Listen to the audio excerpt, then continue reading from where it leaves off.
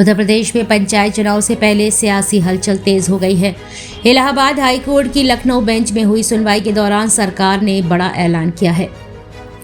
Court को दिए हलफनामे में साफ कर दिया गया कि पंचायत चुनाव से पहले पिछड़ा वर्ग आयोग का गठन किया जाएगा और उसी आयोग की रिपोर्ट के आधार पर चुनाव कराए जाएंगे।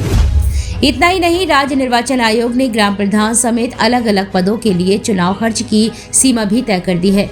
तो आखिर कितना खर्च कर पाएंगे उम्मीदवार और एक ग्राम प्रधान को 5 साल में कितना फंड मिलता है, देखिए ये खास रिपोर्ट।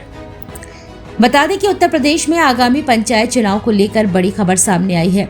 इलाहाबाद हाई कोर्ट की लखनऊ बेंच में जस्टिस राजन राय और जस्टिस अवधेश चौधरी की कोर्ट इस मामले की सुनवाई कर रही है। पिछड़ा वर्ग आयोग के गठन को लेकर दाखिल याचिका पर सुनवाई के दौरान राज्य सरकार ने हलफनामा दाखिल कर साफ किया कि पंचायत चुनाव से पहले आयोग का गठन किया जाएगा और आयोग की रिपोर्ट के आधार पर ही आरक्षण तय कर चुनाव प्रक्रिया आगे बढ़ाई जाएगी। यानी साफ है कि बिना पिछड़ा वर्ग आयोग की रिपोर्ट के पंचायत चुनाव नहीं होंगे। सरकार के इस रुख के बाद चुनावी टाइमलाइन पर भी नजरें टिकी हुई हैं। अब सवाल ये है कि आयोग कब तक रिपोर्ट देगा और चुनाव कब होंगे। इसी बीच राज्य निर्वाचन आयोग ने पंचायत चुनाव में उम्मीदवारों के लिए अधिकतम खर्च सीमा तय कर दी है। अगर बात करें ग्राम प्रधान पद की, तो ग्राम प्रधान का प्रत्याशी चुनाव प्रचार में अधिकतम 1,25,000 रुपए तक खर्च कर सकेगा। इससे ज्यादा खर्च करना नियमों के खिलाफ होगा। और अब बात करते हैं उस पद की ताकत और फंड की। उत्तर प्रदेश में एक ग्राम प्रधान को कई स्रोतों से फंड मिलता है।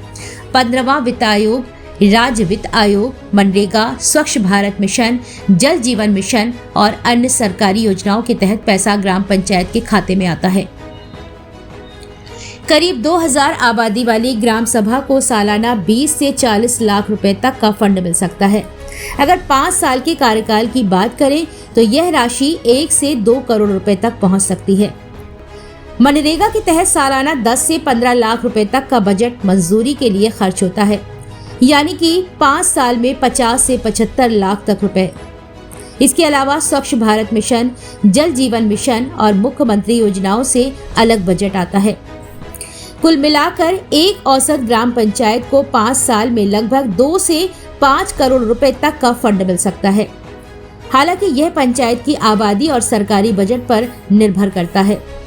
तो पंचायत चुनाव से पहले सरकार का पिछड़ा वर्ग आयोग बनाने का फैसला और चुनावी खर्च की सीमा तय होना दोनों ही राजनीतिक नजरिए से बेहद अहम माने जा रहे हैं। अब देखना होगा कि आयोग की रिपोर्ट कब आती है और यूपी में पंचायत चुनाव की तारीखों का ऐलान कब होता है। Bureau report, news 80 desk.